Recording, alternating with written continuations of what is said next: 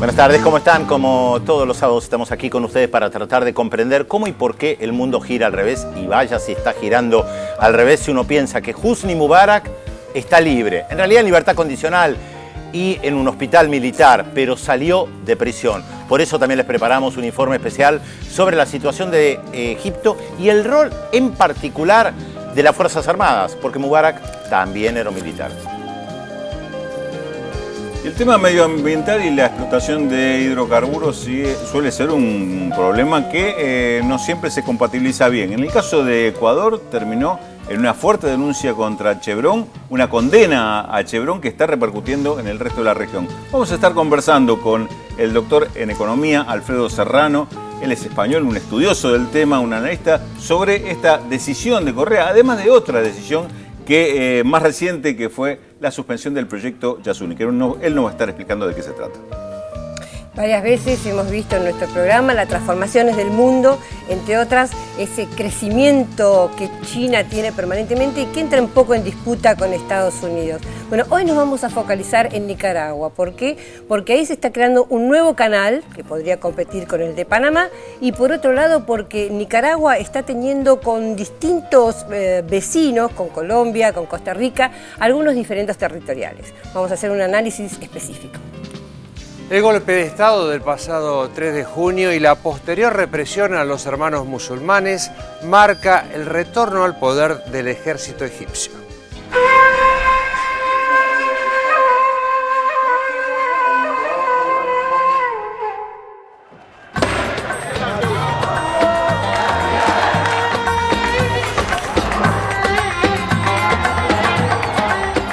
La caída de Hosni Mubarak en Egipto, luego de unas históricas manifestaciones populares, dejaron una imagen tal vez demasiado épica de lo que pueden hacer los ciudadanos en las calles, aún luego de vivir durante décadas bajo una dictadura, por la mera fuerza de sus reclamos. En ese contexto, el ejército egipcio pareció plegarse e incluso participar de este cambio de época, dejando caer a Mubarak, uno de los suyos, y cediendo a las demandas de justicia y democracia de una mayoría de la población.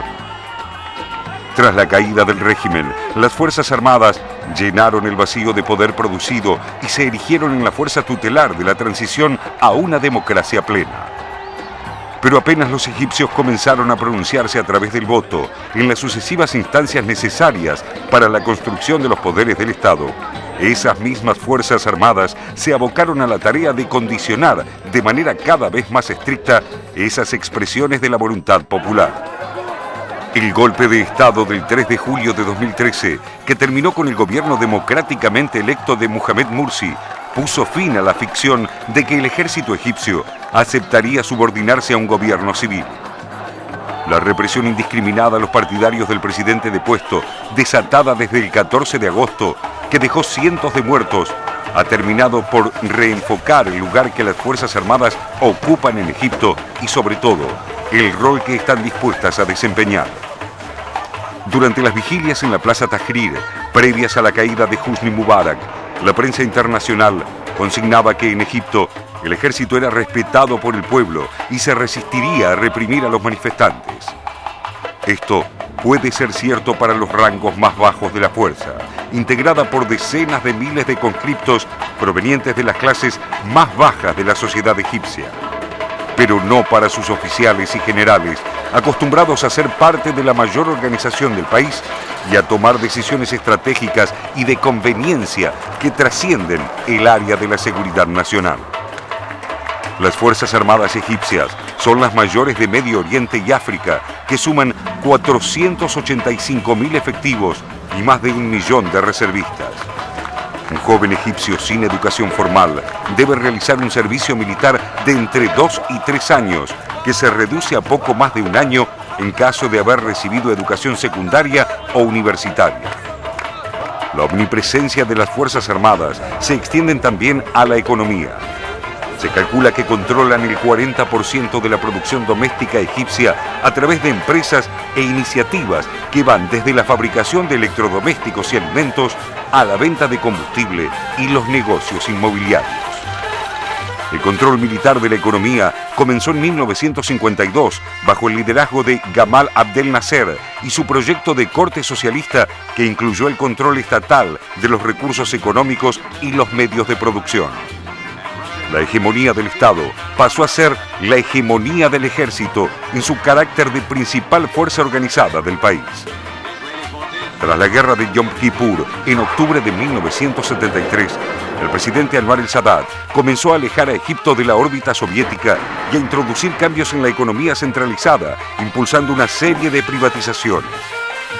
Luego de los acuerdos de Camp David, que establecieron la paz con Israel y el establecimiento de un flujo permanente de ayuda militar de Estados Unidos, la posición privilegiada del ejército en el ámbito económico se mantuvo mediante la creación de la Organización del Servicio Nacional de Productos, un estamento a cargo de empresas que producen bienes y servicios de uso simultáneo civil y militar y que continúan vigente hasta la actualidad con importantes exenciones impositivas.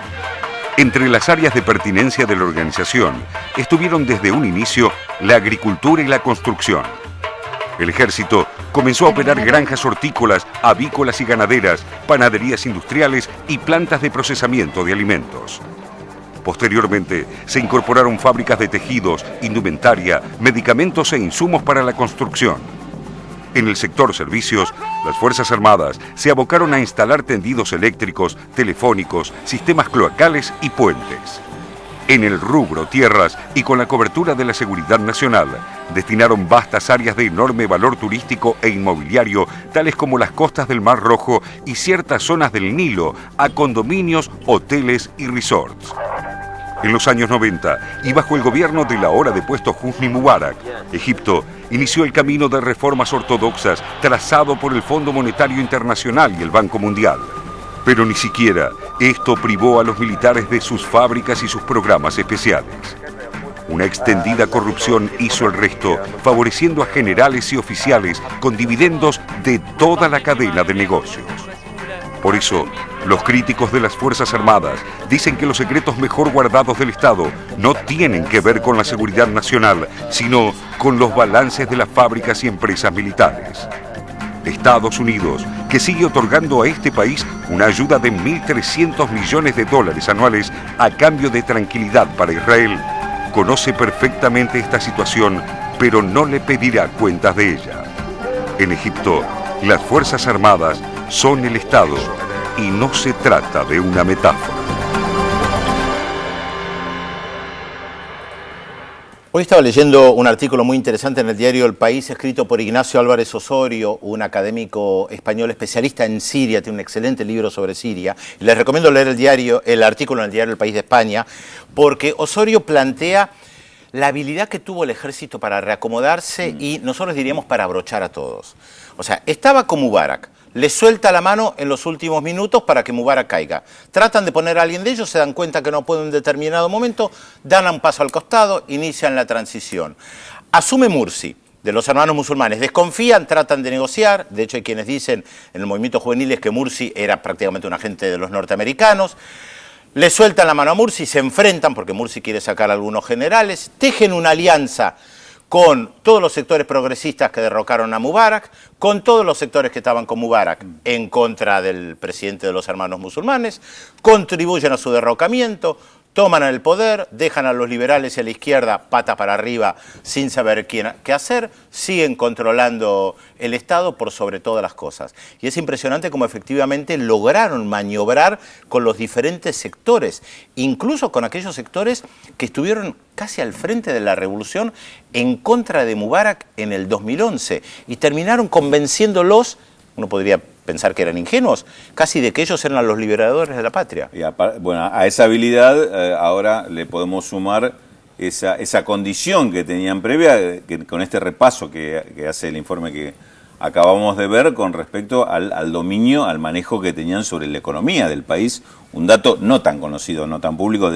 ni tan tradicional, digamos, no es un ejército que simplemente usa las Fuerzas Armadas al servicio de un objetivo en el momento de dar un golpe, sino que es un ejército, como estamos viendo en el caso de Egipto, que domina los principales controles de la economía del país, un hecho que indudablemente también te da otra condición. Y además con la legitimidad de haber liderado, de haber llevado adelante la revolución en contra de la monarquía en el 52. Sí. Recordemos que la monarquía cae en el 52 justamente por una revolución liderada por oficiales libres, ahí estaba Nasser, del ejército. O sea que el ejército tiene una muy fuerte legitimidad. Es un protagonismo que no es nuevo, digamos. Claro, y las guerras con Israel además. Tal cual. Y sí, yo, bueno, siempre tengo un poco de diferencia por ahí en la manera de ver esto. No, sería sumar en realidad, no tanto diferencia. En cuanto a lo que decías vos, Rulo, del aspecto económico, sin duda siempre tuvo enorme poder en la economía egipcia y además significa las Fuerzas Armadas una importante vínculo con Estados Unidos que, como sabemos, le da 1.300 millones de dólares anuales, que es el segundo país al que más ayuda, y que prácticamente van directo a las fábricas de armas norteamericanas, o sea que casi es una transferencia de dinero que queda poco tiempo en Egipto y vuelve hacia las empresas privadas de armas, o sea que también es un importante pilar para Estados Unidos. Y si bien es cierto que con Morsi tenía vínculos con Estados Unidos, yo creo que Estados Unidos jugó realmente a dos puntas, ¿no? O sea, la línea más dura, que era esta, la del ejército, y la línea de la burguesía comercial más, digamos, privada o civil,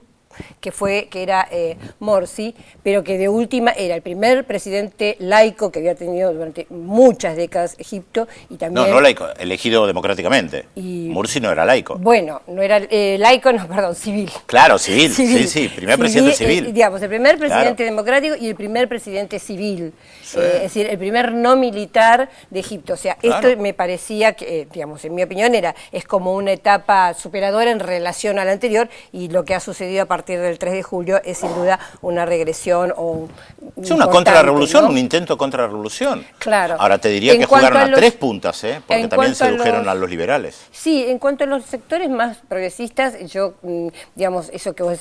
Yo no creo mucho en ingenuidad en política y me parece que no fueron engañados. O sea, me parece que por cuestiones políticas creyeron conveniente en algún momento aliarse con los militares. Yo estoy de acuerdo en que no fueron engañados. Creo que ellos vieron que la gigantesca movilización popular del 30 de junio, que pedía la renuncia de Morsi, que ahí no intervenía el ejército, viene el ejército y lo depone. Y ellos dicen, bueno, este es nuestro reclamo.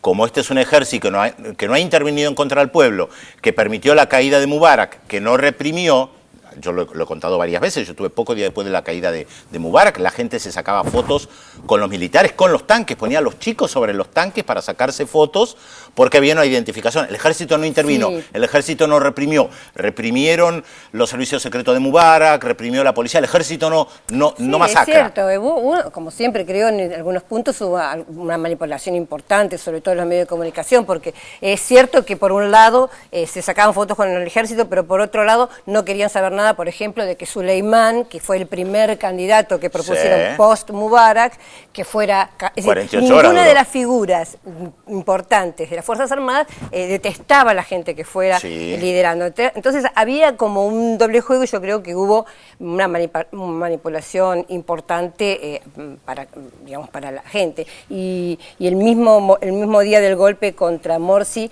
el ejército había hecho toda una puesta en escena importante, tirando globos desde el aire con helicópteros, etcétera. Es decir, la presencia del ejército fue constante y para nada inocente. Me parece que fue por eso digo, me parece que fue un juego que, en mi opinión, la posibilidad de que realmente Egipto saliera hacia una salida, en un futuro, por supuesto, un proceso más progresista, más revolucionario, más de cambio, tenía que ver con haber permitido que ese proceso democrático de Morsi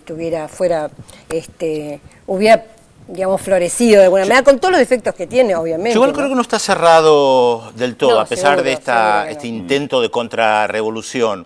Pero además el ejército sabe que tiene el apoyo de Estados Unidos. Hay que recordar, y lo dijimos también acá, Obama no condenó lo que vos denominás golpe de Estado del 3 de julio, en eso tenemos diferencia, pero no importa ahora, lo que mucha gente considera que fue un golpe de Estado, Obama no lo dijo.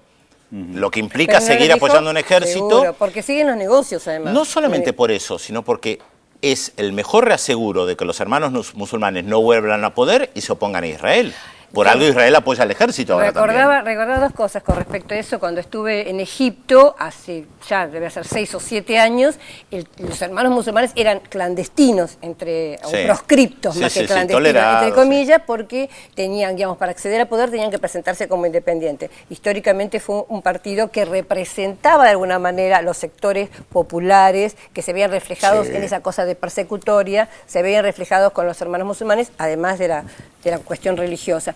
Y lo otro que, bueno, que no sé cómo lo ven ustedes, esto de que esta denuncia que hizo el presidente de Turquía respecto de que estaba Israel detrás del golpe del 3 de julio. ¿Ustedes qué opinan de eso? La verdad yo no lo sé, yo no soy muy afecto a las teorías conspirativas. Ahora que el gobierno... Pero él dijo que tenía documentos, no que dijo el gobierno cuáles. israelí está apoyando a los militares, no cabe la menor duda, lo dijo el primer ministro, lo dicen miembros del gabinete, y porque ellos dicen, el gran terror acá es la amenaza islámica. Hermanos musulmanes, relación con Irán, aunque vengan de vertientes teológicas muy diferentes, con Irán, el gran cuco es Irán, por lo tanto la única estabilidad para Egipto es el ejército, un ejército con el cual tenemos un tratado de paz desde el 79, que no nos ha hecho ningún problema desde el 79, que a pesar de muchas provocaciones que hicimos nosotros se callan la boca, así que hay que sostener ese ejército. Pero una duda, ¿79 o 76? No, los acuerdos de paz del 79. 79, no, yo pensaba el acuerdo de Carter. Eso, Carter, Sadat, 79, claro. Con respecto a la intervención de Estados Unidos, lo que me parece que estamos viendo y se está repitiendo en todos estos procesos que se están dando en los países árabes, y ustedes me corregirán si no es así, pero la observación es que son, en principio, al no ser procesos muy lineales, son procesos muy complejos y muy confusos, con muchas líneas cruzadas. Estados Unidos tampoco define una línea muy clara y juega con varios a la vez, ¿no? Un poco esto es lo que describía Pedro, hasta jugar tres cartas distintas en la misma mano. Y yo creo que incluso cada sector interno de Estados Unidos debe tener sus aliados. Preferencias. Sí, indudablemente, pero me parece que esto es lo que se va a repetir, se va a ir repitiendo en la medida que estos procesos no se vayan definiendo ni para un lado ni para el otro, así en forma tajante. Bueno, lo ves en Siria, eso que vos estás planteando. Siria, no saben muy bien cómo intervenir. Ayer hubo atentados. Lo vimos en Libia con la fuerza, también. Con el derrocamiento de Gaddafi. No, que yo quería agregar una cosa en relación al posible golpe de Israel o de ayuda de Israel al golpe. Estaba pensando que en algún punto Morsi aparece como menos atractivo para Israel porque también, recordemos, además de ese vínculo con lo popular que tiene dentro de Egipto, de hecho abrió un canal con Hamas.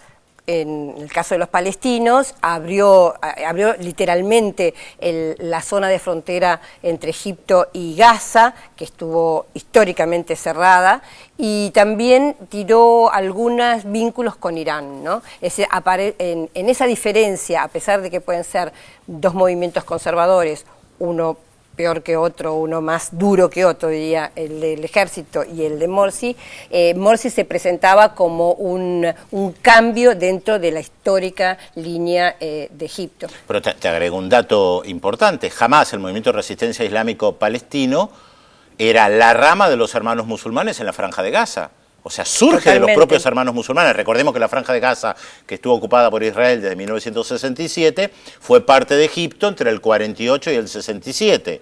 Y ahí los que vivían en la Franja de Gaza, que pertenecían a los hermanos musulmanes, muchos de ellos después formaron Hamas después de que Egipto abandona la Franja de Gaza. Entonces está este vínculo estrecho que vos mencionás. Podría molestar a Israel. Pero totalmente, no cabe la menor duda. Y en cuanto a Siria, no sé, yo no creo tanto que Estados Unidos esté desorientado, porque de hecho hay como una ayuda clarísima respecto de los opositores, una ayuda con dinero, ayuda con asistencia, y si no fuera por la oposición de China y sobre todo de Rusia, más que de China, pero China también está poniendo algunos signos de interrogación o algunos frenos, de hecho yo creo que ya se hubiera definido la situación en Siria. A mí me parece que aprendieron algo de lo que pasó en Afganistán. No hay una oposición en Siria, son múltiples grupos muy divididos, que incluso algunos de ellos se combaten entre sí. No les queda claro quiénes son. Después de que los soviéticos invadieron Afganistán, siempre recuerdo, vean Rambo 3, sociológicamente, ahí se ve claramente, la CIA ayuda a los musulmanes buenos que luchan en contra de los soviéticos. Y esos musulmanes buenos que luchaban contra los soviéticos, una vez que los soviéticos se fueron, se convirtieron en musulmanes malos que lucharon contra los norteamericanos. Y acá no hay ninguna garantía que estos sectores opositores en Siria respondan a los Estados Unidos. Ninguna garantía.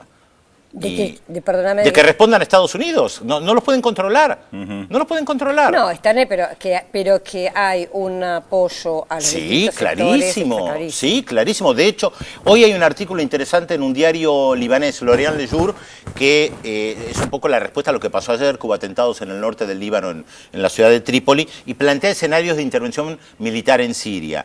Y dice, todos descartan, o sea, Washington y París, descartan una intervención militar masiva directa. Lo que están planteando es tropas, es lo que dice este diario, tropas en Turquía, tropas en Jordania, seguir ayudando, como decía, seguir ayudando a los diferentes sectores de la resistencia a cogotar a Bashar el-Assad lo más que se pueda.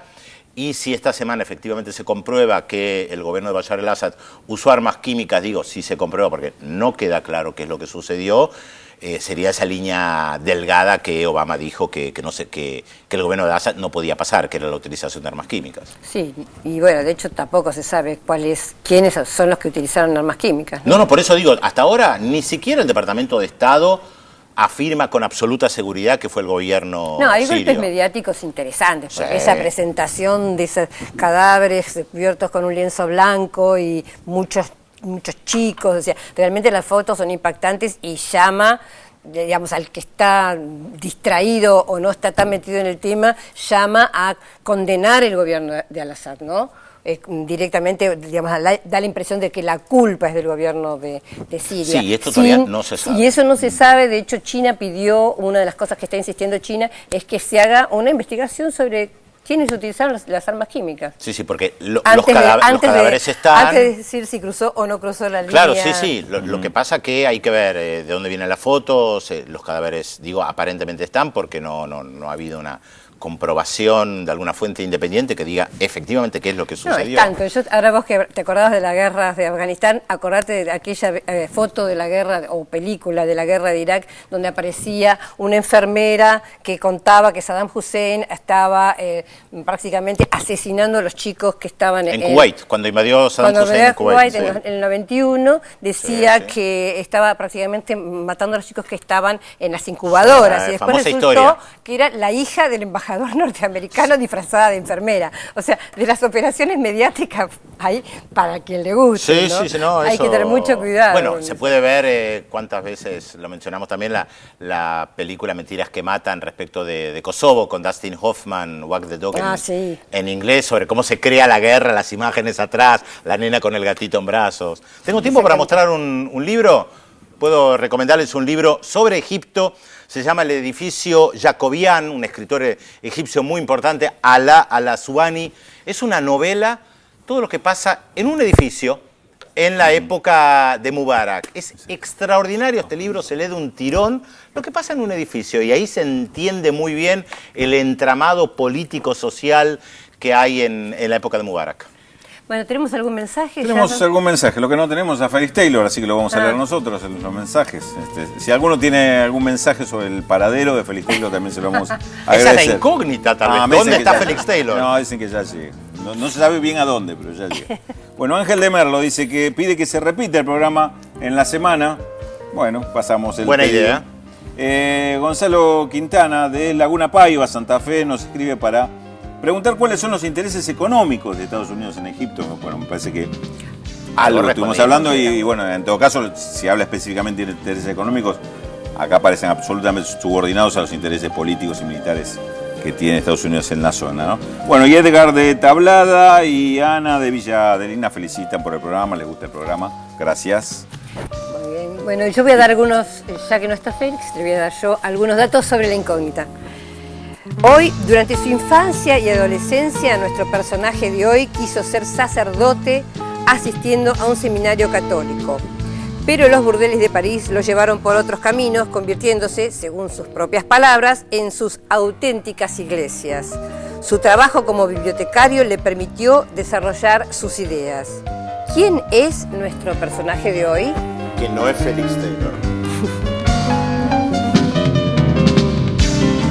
Después de la pausa tenemos otro tema, va a estar con nosotros Alfredo Serrano, economista español. Nos va a tratar de explicar un poco qué pasa con los controversiales proyectos ambientales, petróleo en Ecuador, con gran signo de pregunta, el proyecto Yasuní ITT. Él lo maneja al dedillo, vamos a tratar de entender de qué se trata. Y otro de los temas prometidos para después de la pausa, Nicaragua, conflictos territoriales. Las aspiraciones territoriales del gobierno de Daniel Ortega aumentan la tensión con sus vecinos de Costa Rica y Colombia. En minutos, en Visión 7 Internacional.